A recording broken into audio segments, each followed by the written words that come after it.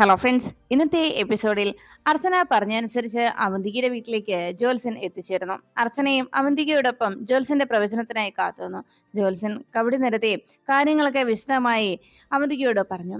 ഇത്രയും നാളും ജീവിച്ചതിനേക്കാൾ തിരിച്ചടികളാണ് ഇനി സംഭവിക്കാൻ പോകുന്നത്. ഇത്രയും നാളും ഉയർച്ചയാണ് എങ്കിൽ ഇനി വരാൻ പോകുന്നത് തകർച്ചയുടെ കാലമാണെന്നും ഇതുവരെ വെട്ടിപ്പിടിച്ചതും കൈവന്നതുമൊക്കെ ഇന്ന് നഷ്ടമാകുമെന്ന് അവന്തികയോട് ജോത്സ്യൻ അറിയിച്ചു.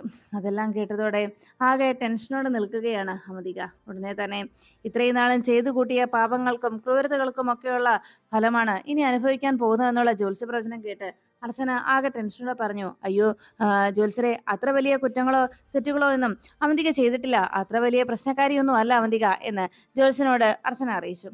അത് കേട്ടതും ജ്യോത്സ്യൻ പറഞ്ഞു, ഞാൻ കബഡി നിർത്തിയപ്പോൾ കണ്ട കാര്യങ്ങളാണ് പറയുന്നത്, പ്രശ്നത്തിൽ കാണുന്ന കാര്യങ്ങളാണ് ഞാൻ ഇപ്പോൾ അറിയിക്കുന്നത്. ഇതിൽ ഏറ്റവും കൂടുതൽ പ്രശ്നം വരാൻ പോകുന്നത്, കൂടുതൽ പറഞ്ഞാൽ കൂട്ടത്തിലുള്ള സ്വന്തം കുഞ്ഞിനെ പോലും നഷ്ടമാകും, സ്വന്തം മകളെ പോലും കൈമോശം വന്നു പോകും, മകളെ പോലും നഷ്ടപ്പെടുന്ന സാഹചര്യമാണ് വരുന്നത് എന്നറിയിച്ചപ്പോൾ അവന്തിക ചോദിച്ചു, എൻ്റെ മോളെയോ? അതെനിക്ക് ഉൾക്കൊള്ളാൻ കഴിയില്ല. എൻ്റെ സ്വത്തുക്കളോ ഈ സമ്പാദ്യങ്ങളോ എന്തും നഷ്ടപ്പെട്ടോട്ടെ, പക്ഷെ എൻ്റെ മോൾ എന്നെ വിട്ടു പോകാൻ പാടില്ല, അത് എനിക്ക് സഹിക്കാൻ കഴിയില്ല എന്നതായിരുന്നു അവന്തികയുടെ മറുപടി. അപ്പോഴേക്കും അർച്ചന പറഞ്ഞു, അതെ, അവന്തികയ്ക്ക് മോളെന്ന് പറഞ്ഞാൽ ജീവനാ. ഇത് എങ്ങനെയെങ്കിലും ഈ ഒരു പ്രശ്നത്തെ തടഞ്ഞേ പറ്റൂ ജ്യോത്സ്യരെ. അർച്ചന ജ്യോത്സ്യരോട് ആവശ്യപ്പെട്ടു. അത് കേട്ടതോടെ അദ്ദേഹം പറഞ്ഞു, ഇത് ഞാനായിട്ട് മനഃപൂർവ്വം പറയുന്ന കാര്യങ്ങളല്ല, ഇത് ഇവിടെ ഈ കവടിപ്പറകിൽ തെളിഞ്ഞിട്ടുള്ള കാര്യങ്ങളാണ് എന്ന് അദ്ദേഹം അറിയിച്ചു. ഇതിന് പരിഹാര മാർഗങ്ങളൊന്നും ഇല്ലേ എന്ന് അന്വേഷിച്ചതും അപ്പോഴേക്കും അദ്ദേഹം പറഞ്ഞു, പരിഹാര മാർഗങ്ങളുണ്ട്, പക്ഷെ അത് കുറച്ച് കഠിനമാണ്. ദൈവാധീനം വളരെ കുറവായതുകൊണ്ട് തന്നെ ഭഗവാന്റെ കടാക്ഷം ഉണ്ടാകുന്നതിന് വേണ്ടിയുള്ള കർമ്മങ്ങളാണ്, അതിനുവേണ്ടിയുള്ള വഴിപാടുകളാണ് നടത്തേണ്ടത്, അതും വളരെ കഠിനമായിട്ടുള്ളത് തന്നെ വേണം എന്നറിയിച്ചു. അതെല്ലാം കേട്ടതോടെ അർച്ചന പറഞ്ഞു, എന്തൊക്കെയാണെങ്കിലും അവന്തികയ്ക്ക് മോളെ നഷ്ടപ്പെടാൻ പാടില്ല, അവന്തിക അത്ര വലിയ തെറ്റുകളൊന്നും ചെയ്തിട്ടില്ല എന്ന് ജ്യോത്സ്യരോട് അർച്ചന പറയുകയും മനസ്സിൽ ഇതൊക്കെ നീ ചെയ്തു കൂട്ടിയ പാപത്തിനുള്ള ശിക്ഷയാണ് നീ അനുഭവിക്കാൻ പോകുന്നതെന്ന് അർച്ചന മനസ്സിൽ പറയുകയും ചെയ്തു. ഉടനെ തന്നെ ജ്യോത്സ്യർ പറഞ്ഞു, അങ്ങനെയാണെങ്കിൽ ചെയ്യേണ്ടത് ഇത്ര മാത്രമാ, വളരെ വ്രതത്തോടെയും ഭക്തിയോടും കൂടി വേണം ഓരോ വഴിപാടുകളും ചെയ്യാനായിട്ട്. ആദ്യം ചെയ്യേണ്ടത് അഗ്നിക്കാവടിയാണ്, ദേവീക്ഷേത്രത്തിൽ അഗ്നിക്കാവടി എടുക്കണം എന്ന് പറഞ്ഞു. പിന്നീടുള്ളത് മാരിയമ്മൻ കോവിലില് 21 ചൂരലടിയും. ഇത് കേട്ടതോളം അവന്തിക ചോദിച്ചു, 21 ചൂരലടി എന്ന് പറഞ്ഞാൽ അവിടുത്തെ മാരിയമ്മൻ കോവിലിലെ പൂജാരിയെ പൂജിച്ച ചൂരൽ കൊണ്ട് 21 തവണ അടിക്കും. അത് കേട്ടതോടെ അവന്തികയെ നോക്കി അർച്ചന പറഞ്ഞു, അയ്യോ, അത്രയും വലിയ കഠിനമായിട്ടുള്ള വഴിപാടുകളൊന്നും ചെയ്യാൻ അവന്തികയ്ക്ക് കഴിഞ്ഞെന്ന് വരില്ല ജ്യോത്സ്യരെ. ഇതിനേക്കാളും കുറച്ചുകൂടി ഇത്രയും വലിയ കട്ടിയില്ലാത്ത കുറച്ചുകൂടി ചെയ്യാൻ എളുപ്പമുള്ള വഴിപാടുകൾ എന്തെങ്കിലും ഉണ്ടോ എന്ന് ചോദിച്ചപ്പോൾ അവന്തിക പറഞ്ഞു, അതൊന്നും വേണ്ട, ഇതൊക്കെ എന്നെ കൊണ്ട് ചെയ്യാൻ പറ്റും, ഞാൻ ചെയ്തോളാം. എനിക്ക് എൻ്റെ മോളെ നഷ്ടപ്പെടാൻ പാടില്ല, എനിക്ക് എൻ്റെ മോളെ വേണം. എനിക്ക് ഏറ്റവും വലുത്, മറ്റെന്തിനേക്കാളും വലുത് എനിക്ക് എൻ്റെ മോളാണ്. ഈ കണ്ട സ്വത്തുക്കളോ സമ്പാദ്യങ്ങളോ എല്ലാം നഷ്ടമായിക്കോട്ടെ, പക്ഷേ എനിക്ക് എൻ്റെ മോള്, അവള് കഴിഞ്ഞിട്ടേ മറ്റെന്തോ ഉള്ളൂ, എൻ്റെ മോളെ എനിക്ക് നഷ്ടപ്പെടാൻ പാടില്ല എന്ന് അവന്തിക അറിയിച്ചു.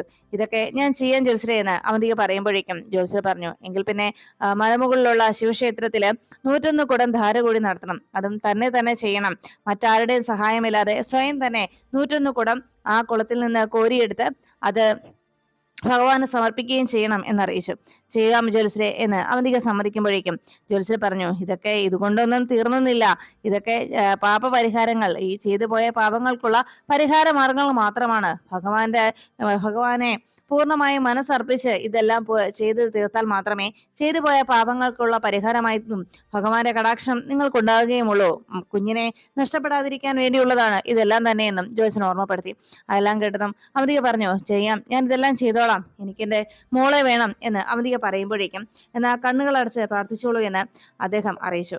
അങ്ങനെ അദ്ദേഹം പറഞ്ഞതനുസരിച്ച് കണ്ണുകളടച്ച് പ്രാർത്ഥിക്കാനായി ഒരുങ്ങിയപ്പോഴേക്കും കണ്ണുകൾ ഇറുക്കിയടച്ച് അദ്ദേഹം പ്രാർത്ഥിച്ചോളാൻ അവന്തികയോട് പറയുമ്പോൾ അവന്തിക അങ്ങനെ പ്രാർത്ഥിച്ചിരിക്കുന്ന നേരത്ത് അദ്ദേഹവും അർച്ചനയും പരസ്പരം നോക്കി. ഉടനെ അർച്ചന മനസ്സിൽ പറഞ്ഞു, അവന്തികയെ, നീ ചെയ്തു പോയ ക്രൂരതകൾക്കും നീ ചെയ്തു കൂട്ടിയ പാവങ്ങൾക്കുള്ള പരിഹാരം മാത്രമല്ല, ഈ പറഞ്ഞതെല്ലാം തന്നെ ജ്യോത്സ്യന്റെ നാവിൽ നിന്ന് വന്ന ഈ പരിഹാര മാർഗങ്ങളൊക്കെ ഞാൻ നിനക്ക് വേണ്ടി വിധിച്ചിരിക്കുന്ന ശിക്ഷാവിധികളാണ്. ഇത് നീ എൻ്റെ ശശിയേട്ടനെയും എൻ്റെ കുടുംബത്തെയും അത്രത്തോളം കഷ്ടപ്പെടുത്തിയതിനും വേദനിപ്പിച്ചതിനും അവരെ ഇത്രമേൽ ജീവിക്കാൻ അനുവദിക്കാതെ അത്രത്തോളം ദ്രോഹിച്ചതിനുമുള്ള നിനക്ക് ഞാൻ നൽകുന്ന ശിക്ഷ. ഇതുകൊണ്ടൊന്നും തീർന്നില്ല അവന്തികെ. ഇതിനേക്കാളും വലിയ തിരിച്ചടികൾ ഇനി ഞാൻ നിനക്ക് തരാൻ പോവുകയാണ്. ഇതിനേക്കാളും വലിയ ശിക്ഷകളാണ് ഇനി നിനക്കായി കാത്തിരിക്കുന്നത് എന്ന് അവന്തികയെ നോക്കി അർച്ചന മനസ്സിൽ പറഞ്ഞു.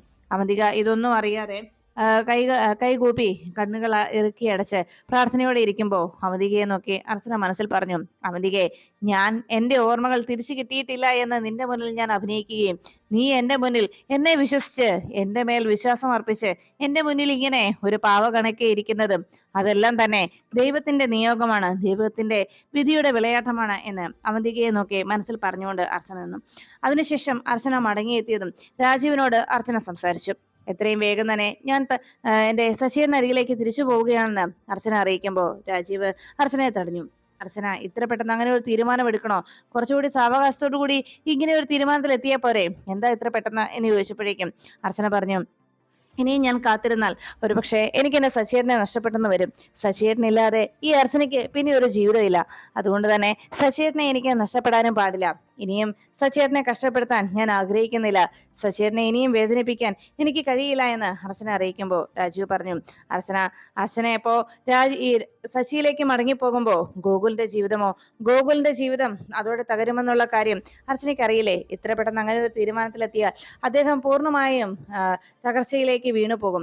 അങ്ങനെ ഒരു മാനസികാവസ്ഥയിലാണ് ആ മനുഷ്യൻ ഇപ്പോൾ മുന്നോട്ട് പോയിക്കൊണ്ടിരിക്കുന്നത്. അർച്ചന അതിനെക്കുറിച്ച് എന്താ ചിന്തിക്കാത്തത് എന്ന് ചോദിച്ചപ്പോൾ അർച്ചന പറഞ്ഞു, ഇനിയും എനിക്ക് എന്റെ സച്ചേട്ടനെ വേദനിപ്പിക്കാനാവില്ല രാജീവ് എന്നതായിരുന്നു അർച്ചനയുടെ മറുപടി. അപ്പോഴേക്കും രാജീവ് പറഞ്ഞു, ഒരു കാര്യം അർച്ചന മനസ്സിലാക്കണം. ഈ കഴിഞ്ഞ 10 വർഷക്കാലം അർച്ചനയെക്കുറിച്ച് മാത്രം ചിന്തിച്ച് അർച്ചനയെക്കുറിച്ച് മാത്രം ഓർത്ത് ജീവിച്ച സച്ചി അങ്ങനെ ജീവിച്ചപ്പോ അർച്ചനയിൽ സമൃദ്ധിയിൽ മാത്രം തന്റെ ജീവിതം ഒതുക്കിക്കൊണ്ട് സമൃദ്ധിയെ മാത്രം സ്നേഹിച്ചാണ് ഗോകുലും അർച്ചനയോടൊപ്പം ജീവിച്ചത്. അക്കാര്യം അർച്ചന മറന്നു പോകരുത്. മാത്രമല്ല, ഈ 10 വർഷക്കാലം അദ്ദേഹം അർച്ചനയോട് എത്ര മര്യാദയോടുകൂടിയാണ് പെരുമാറിയത്. അദ്ദേഹം ആഗ്രഹിച്ചതുപോലെ ഒരു ഭാര്യയായി മാറാൻ അർച്ചനയ്ക്ക് സാധിച്ചില്ല എങ്കിൽ പോലും അദ്ദേഹം അർച്ചനയോട് ഏതെങ്കിലും ഒരു ദിവസം എന്നെങ്കിലും ഒരു നിമിഷത്തിൽ പോലും മോശമായ രീതിയിൽ പെരുമാറുകയോ ഒന്ന് നോക്കുക പോലും ചെയ്തിട്ടില്ലല്ലോ. ഇത്രയും മാന്യമായിട്ട് ആർക്കാണ് അർച്ചന ഒരാളോട് പെരുമാറാൻ സാധിക്കുക? അതുകൊണ്ട് ആ മനുഷ്യന്റെ ജീവിതം തകർത്തു കളഞ്ഞു കൊണ്ട് ഒരു തിരിച്ചുപോക്ക് അതൊരിക്കലും നല്ലൊരു ജീവിതം അർച്ചനയ്ക്ക് സമ്മാനിക്കുകയില്ല എന്ന് അർച്ചനയോട് രാജീവ് അറിയിച്ചു. അപ്പോഴേക്കും അർച്ചന ആകെ സങ്കടത്തോടെ രാജീവിനെ നോക്കിക്കൊണ്ട് ഞാൻ പിന്നെ എന്ത് ചെയ്യും എന്ന് ചോദിച്ചപ്പോഴേക്കും രാജീവ് പറഞ്ഞു, അർച്ചന, ഒരു കാര്യം താൻ മനസ്സിലാക്കണം. ഇപ്പോ ഭാര്യയായിട്ട് ഗോകുലിന്റെ ഭാര്യയായി ഇവിടെ ജീവിക്കുന്നുണ്ടെങ്കിലും ഇപ്പോഴും ആ മനുഷ്യന്റെ മാനസികാവസ്ഥയോ ആ മനുഷ്യന്റെ വേദനയോ എന്താണെന്ന് അർച്ചനയ്ക്ക് അറിയില്ല. ഇപ്പോ അദ്ദേഹം തന്റെ കേസുകളിൽ കോൺസെൻട്രേഷൻ നഷ്ടമായതുകൊണ്ട് കേസുകളിൽ പൂർണ്ണമായും തന്നെ മനസ്സർപ്പിക്കാൻ കഴിയാത്തതിനാൽ ആ മനുഷ്യൻ ഇപ്പോൾ മെഡിസിനെ ആശ്രയിച്ചിരിക്കുകയാണ്. ഫിസിയോതെറാപ്പിയും ഒക്കെ തെറാപ്പികളും അതുപോലെ തന്നെ സൈക്കാട്രിസ്റ്റിലും ഒക്കെ അഭയം പ്രാപിച്ചിരിക്കുകയാണ് ആ പാവ മനുഷ്യൻ. അത്രത്തോളം ആ മനുഷ്യന്റെ മനസ്സ് തകർന്നു തുടങ്ങിയിരിക്കുന്നു. ഇനിയും അർച്ചന കൂടി ആ മനുഷ്യന്റെ ജീവിതത്തിൽ നിന്ന് ഇറങ്ങിപ്പോയി കഴിഞ്ഞാൽ ഉണ്ടാകാൻ പോകുന്ന ഭവിഷ്യത്ത് എന്ന് പറഞ്ഞാൽ പൂർണ്ണമായും ആ മനുഷ്യന്റെ തകർച്ചയാണ്.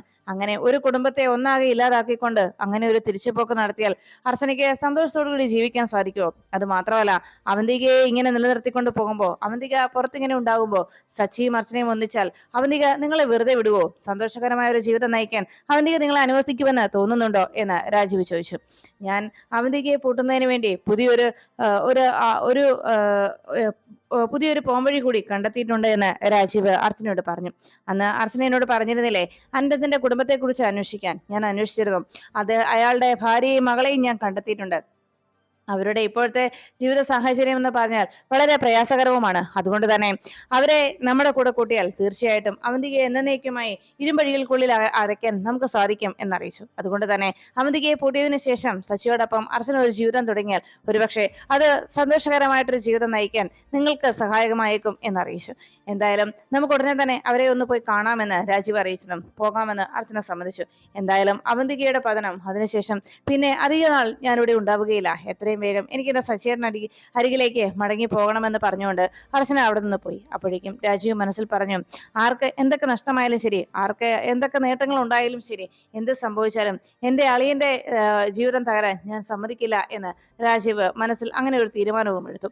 അതിനുശേഷം രാജീവും അർച്ചനയും പിറ്റേന്ന് അൻഡസിന്റെ കുടുംബത്തിനരികിലേക്ക് പോകാനായിട്ട് തീരുമാനിച്ചു. അപ്പോഴാണ് അൻഡസിന്റെ കുടുംബം ഭാര്യയും മകൾ രാവിലെ തന്നെ ഒരു കമ്പനിയിലെ ഇന്റർവ്യൂവിന് പങ്കെടുക്കുന്നതിന് വേണ്ടിയുള്ള ഒരുക്കത്തിലായിരുന്നു. അമ്മ അരികിലേക്ക് വന്നത് ഉടനെ മകൾ ചോദിച്ചു, അമ്മേ, അമ്മയുടെ കയ്യിൽ നീക്കിയിരിപ്പ് എന്തെങ്കിലും ഇരിപ്പുണ്ടോ എന്ന് ചോദിച്ചപ്പോഴേക്കും എന്താ മോളെ എന്ന് ലീലാവതി അന്വേഷിച്ചപ്പോ അല്ല എനിക്ക് ഒരു 100 രൂപ വേണമായിരുന്നോ ഇന്ന് ഇന്റർവ്യൂവിന് പോവല്ലേ എന്ന് ചോദിച്ചു. ആകെ വിഷമത്തോടെ തല കുനിച്ചെടുക്കുന്ന ലീലാവതി നോക്കിയിട്ട് പറഞ്ഞു, അയ്യോ ഇല്ലെങ്കിൽ വേണ്ട, സാരമില്ല, ഇന്നത്തെ ഇന്റർവ്യൂ നന്നായി അറ്റൻഡ് ചെയ്യാൻ കഴിയണമെന്ന് അമ്മ പ്രാർത്ഥിച്ചാൽ മതി എന്ന് പറഞ്ഞ് പോകാൻ തുടങ്ങുമ്പോഴേക്കും ലീലാവതി പറഞ്ഞു, മോള് അച്ഛൻ്റെ അനുഗ്രഹം കൂടി മേടിച്ചിട്ട് ഇറങ്ങ്. അങ്ങനെ പറഞ്ഞതും രണ്ടുപേരും നേരെ അനന്തത്തിന്റെ ആ ഫോട്ടോയ്ക്ക് മുന്നിലേക്ക് എത്തി കണ്ണുകൾ അടച്ച് പ്രാർത്ഥിച്ചു. അതിനുശേഷം മകള് എന്നാ ഞാൻ പോയിട്ട് വരട്ടെ അമ്മയെന്ന് പറഞ്ഞ് പുറത്തേക്ക് ഇറങ്ങാൻ തുടങ്ങിയപ്പോഴാണ് ഒരു കാറ് മുന്നിലേക്ക് വന്നത്.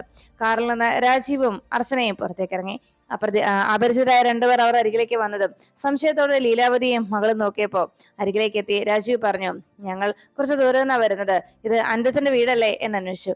അതെ സർ എന്ന് ലീലാവതി മറുപടി നൽകിയതും ഞാൻ രാജീവ്, പോലീസ് ഓഫീസറാണ്. ഈ നിൽക്കുന്നത് സമൃദ്ധ, ഞങ്ങൾ നിങ്ങളോട് ഒരു കാര്യം പറയാൻ വേണ്ടി വന്നതാണെന്ന് അറിയിച്ചു. പോലീസ് ഓഫീസറാണെന്ന് കേട്ടപ്പോഴേക്കും എന്താ സാർ, അദ്ദേഹത്തിന്റെ എന്തെങ്കിലും കാര്യങ്ങൾ സംസാരിക്കാനാണോ എന്ന് ചോദിച്ചു. എന്തായാലും നിങ്ങൾക്ക് ഗുണമുള്ള ഒരു കാര്യം പറയാനാണ് ഞങ്ങൾ വന്നത് എന്ന് പറഞ്ഞപ്പോഴേക്കും അകത്ത് കയറി ഒന്ന് സംസാരിക്കാമെന്ന് അവർ സമ്മതിച്ചു. അങ്ങനെ അർച്ചനയെയും രാജീവിനെയും അവർ അകത്തേക്ക് സ്വീകരിച്ചിരുത്തി. ഉടനെ രാജീവ് പറഞ്ഞു, അനിരുദ്ധന്റെ മരണത്തെക്കുറിച്ച് നിങ്ങൾക്ക് കൂടുതലായിട്ട് എന്തെങ്കിലും അറിയുമോ എന്ന് ചോദിച്ചപ്പോ അദ്ദേഹത്തിന്റെ മരണത്തിന് ശേഷം ഇവിടേക്ക് പിന്നെ അദ്ദേഹത്തെ അന്വേഷിച്ച് ആരും വന്നിട്ടുണ്ടായിരുന്നില്ല. മരിക്കുന്നത് വരെ അവന്തികയുടെ വലം കൈയായിട്ട് അവന്തികയുടെ പിന്നാലെ ഉണ്ടായിരുന്നു എല്ലായ്പ്പോഴും എല്ലാ കാര്യത്തിനും എന്നറിയിച്ചു. എല്ലാം കേട്ടതിന് ശേഷം ലീലാവതിയോട് രാജീവ് പറഞ്ഞു, അനിരുദ്ധന്റെ മരണം എങ്ങനെ സംഭവിച്ചതെന്ന് നിങ്ങൾക്കറിയാവോ? കുറച്ചു നാളുകൾക്ക് മുൻപ് പാറമടയിലെ ആർക്കിയോളജി ഡിപ്പാർട്ട്മെന്റിന്റെ ഭാഗമായി അവരവിടെ എക്സ്കവേഷൻ വന്നപ്പോഴേക്കും അവിടെ അവർക്ക് അവിടെ നിന്ന് ഒരു അസ്ഥികൂടം കിട്ടുകയുണ്ടായി. അവർക്ക് കിട്ടിയ അസ്ഥികൂടം പരിശോധിച്ചപ്പോൾ അത് DNA ടെസ്റ്റും മറ്റ് ടെസ്റ്റുകളൊക്കെ നടത്തിയപ്പോൾ അതിൽ നിന്ന് അനിരുദ്ധൻ്റെതാണ് ആ അസ്ഥികൂടം എന്ന് മനസ്സിലാക്കാൻ സാധിച്ചു. അയാളുടെ ആ അസ്ഥികൂടത്തിൽ ചില ബുള്ളറ്റുകൾ തറച്ചിട്ടുണ്ടായിരുന്നു. അതുകൊണ്ട് തന്നെ അയാളുടെ മരണം അത്ര സ്വാഭാവികമായിട്ടുണ്ടായ ഒരു മരണമായിരുന്നില്ല എന്നും അദ്ദേഹത്തെ കൊല ചെയ്തതാണെന്നും ആ കൊലയാളി ആരാണെന്നും ഞങ്ങളുടെ അന്വേഷണത്തിൽ കണ്ടെത്തിയിട്ടുണ്ട് എന്നും രാജീവ് പറഞ്ഞു. അതുകൊണ്ട് തന്നെ അക്കാര്യത്തെക്കുറിച്ച് സംസാരിക്കാനാണ് ഞങ്ങൾ നിങ്ങളുടെ അരികിലേക്ക് എത്തിയത്. പിന്നീട് നിങ്ങൾ എന്താ കേസിനും മറ്റുമായിട്ട് മുന്നോട്ട് പോകാതിരുന്നെന്ന് ചോദിച്ചപ്പോൾ അതിനുള്ള സാഹചര്യമായിരുന്നില്ലെന്നും മാത്രമല്ല യഥാർത്ഥ പ്രതിയെ കണ്ടെത്താൻ പോലീസുകാരെ ആദ്യം ഞങ്ങൾ അതിന് അന്വേഷണത്തിനൊക്കെ പരാതി കൊടുക്കുകയും 1-2 തവണ പോലീസ് അന്വേഷിച്ച് വരികയൊക്കെ ചെയ്തു. പിന്നീട് അവരുടെ ഭാഗത്തുനിന്ന് ഒരു നീക്കവും ഉണ്ടായില്ല എന്ന് അനിരുദ്ധന്റെ മകൾ അറിയിച്ചു. എല്ലാം കേട്ട് കഴിഞ്ഞതും രാജീവ് പറഞ്ഞു, അന്ന് ആ സംഭവത്തിൽ യഥാർത്ഥ പ്രതി ആരാണെന്നുള്ളത് എന്റെ അന്വേഷണത്തിൽ ഞാൻ കണ്ടെത്തിയിട്ടുണ്ട്. ചില എവിഡൻസുകളും തെളിവുകളും എനിക്ക് കിട്ടിയിട്ടുണ്ട്. അന്ന് അനിരുദ്ധനെ കൊല ചെയ്ത ആ തോക്ക് വരെ ഇപ്പോൾ പോലീസ് കസ്റ്റഡിയിലാണ്. ആ കൊലയാളിയെ അറസ്റ്റ് ചെയ്യുന്നതിന് വേണ്ടി നിങ്ങളുടെ ഭാഗത്തു നിന്ന് ചില നീക്കങ്ങൾ വേണം. മാത്രമല്ല വ്യക്തമായ തെളിവുകളും എന്റെ പക്കലുണ്ട് എന്ന് പറഞ്ഞ് എല്ലാ രേഖകളും ഈ ഫയലിലുണ്ട് എന്ന് രാജീവ് അറിയിച്ചു. എന്നിട്ട് തന്റെ കയ്യിലുള്ള ആ മൊബൈൽ വിഷ്വൽസ് കൂടി അവരെ കാണിച്ചു കൊടുത്തു. അതോടുകൂടി ലീലാവതിയും മകളും വല്ലാത്ത ഷോക്കിലായി. ഇത്രയും വലിയൊരു ക്രൂരതയാണോ അവൾ ഞങ്ങളോട് കാണിച്ചത് എന്ന് അവന്തിയെക്കുറിച്ച് അവർ വല്ലാത്ത പകയോടെയും ദേഷ്യത്തോടെയും ചോദിച്ചു. അപ്പോഴേക്കും അർച്ചന പറഞ്ഞു, നിങ്ങളെ മാത്രമല്ല എത്രയോ പേരുടെ ജീവിതങ്ങളാണ് അവൾ തകർത്ത് കളഞ്ഞിട്ടുള്ളത്. സത്യത്തിൽ അനിരുദ്ധനും അത്ര നല്ല മനുഷ്യനായിരുന്നില്ല എന്ന് രാജീവ് അറിയിച്ചു. അവന്തികയ്ക്കൊപ്പം നിന്ന് അയാളും ഒരു കുടുംബത്തിനെ ഒന്നാകെ ഇല്ലാതാക്കി കളഞ്ഞിരുന്നു. ഒരു കുടുംബത്തിന്റെ മുഴുവൻ തകർച്ചയ്ക്ക് കാരണക്കാരായി തീർന്നതും അവർ രണ്ടുപേരും തന്നെയാണ് എന്ന് അവന്തികയെയും അനിരുദ്ധനെയും കുറിച്ച് രാജീവ് അറിയിച്ചു.